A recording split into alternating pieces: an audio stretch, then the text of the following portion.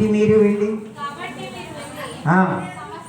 సమస్త జనులను శిష్యులుగా చేయండి. తండ్రి యొక్కయు కుమారుని యొక్కయు పరిశుద్ధాత్మ యొక్కయు నామములోనికి వారికి బాప్తిస్మీయుడి అని యేసు ఆజ్ఞాపించాడు. దేవునికి స్తోత్రం. తండ్రి యొక్కయు కుమారుని యొక్కయు పరిశుద్ధాత్మ నామములో బాప్తిస్మివ్వండి అని శిష్యుడికి చెప్పాడు. దేవునికి స్తోత్రం. ఈ ఆజ్ఞ ప్రకారం యేసునందు విశ్వసించిన వారికి బాప్తిస్మం ఇచ్చారు. ఇప్పుడు యేసునందు విశ్వాసం ఉంచారు కనుక మీరు బాప్తిస్మం పొందారు. దేవునికి స్తోత్రం. విశ్వాసం ఉంచిన వారు బాప్తిస్మం పొందారు అంటే నేను కుడి ఎడమలకి తప్పిపోను, నేను ఏ పాపమునకు లోబడను అని మీరు ప్రమాణకం చేశారు. దేవునికి స్తోత్రం.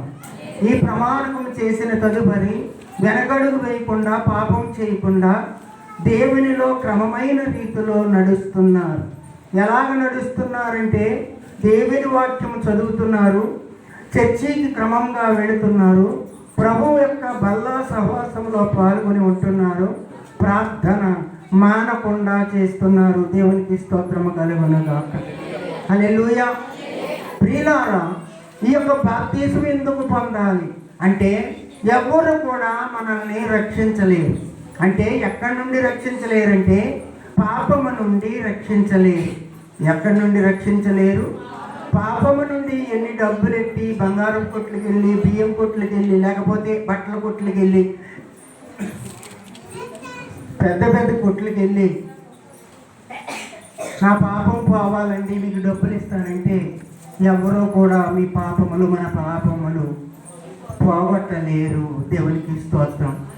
పాపమునకు కారణం శరీరం. పాపమునకు కారణం శరీరం. శరీరమును బట్టే మనము లోబడి దేవుని యొక్క ఆత్మపూర్ణంగా బయలుదేరి వెళ్ళలేము. అంటే ప్రార్థన చేయలేము, పాటలు పాడలేము, వాక్యం వినలేము, వాక్యము చదవలేము, వాక్యానికి లోబడలేము. దీనికి అంతటికీ కారణం శరీరము సహకరించదు. దేనికి సహకరించదు అంటే ఆత్మీయ జీవితానికి సహకరించదు. దేవుని నామంలో బాప్తిస్మం పొందిన నీవు దేవుడిని విడిచిపెట్టనని, దేవుడిని ఎన్నడూ కూడా విడవనని, దేవుని దగ్గర ఉంటానని, దేవుని పాదాలు పట్టుకుంటానని నువ్వు మాట ఇచ్చావు. ఆ మాట తప్పిపోతున్నావు. ఆ మాటకి వ్యతిరేకత తోకుంటున్నావు. ఆ మాటకి లోబడట్లేదు. అందును బట్టి శరీరము నేనేం చేస్తుందంటే పాపానికి దాసులుగా చేస్తుంది. అంటే పాపానికి దాసులుగా చేస్తున్న మనలని సృష్టికర్త అయిన యేసుక్రీస్తు పరలోక భాగ్యమును విడిచిపెట్టి భూలోకానికి వచ్చి మన పాపములన్నీ తీసేసి ఆయన మన పక్షమున